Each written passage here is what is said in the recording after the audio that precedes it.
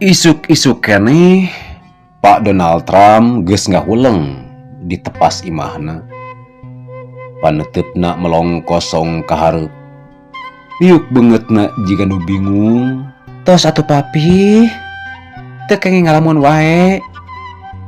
Pak Donald Trump ngaranjug kaget, asa kagebahkeun.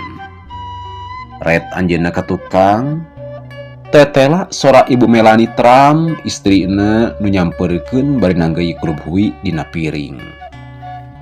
Gek anjeunna calik digigireun Pak Donald. Ngimutan naon atuh papi teh?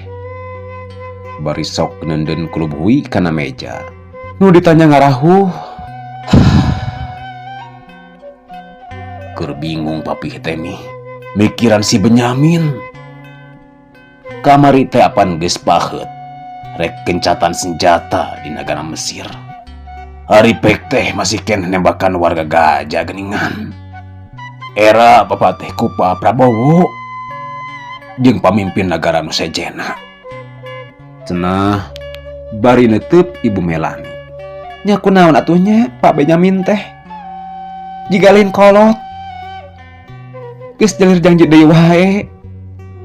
Karunya mamih mah pi ribuan warga Palestina dibunuhan. Nyeta kitu mih. Keur solusina ieu masalah teh Bapak boga rencana. Tah, rencana kumaha pi? Tanya Bu Melanie. Israel jeung Palestina dihijikeun jadi sanagara. Tuluy di bawah pemerintahan Amerika Serikat. Jadi negara bagian urang mi. Bu Melanie ngahuleng.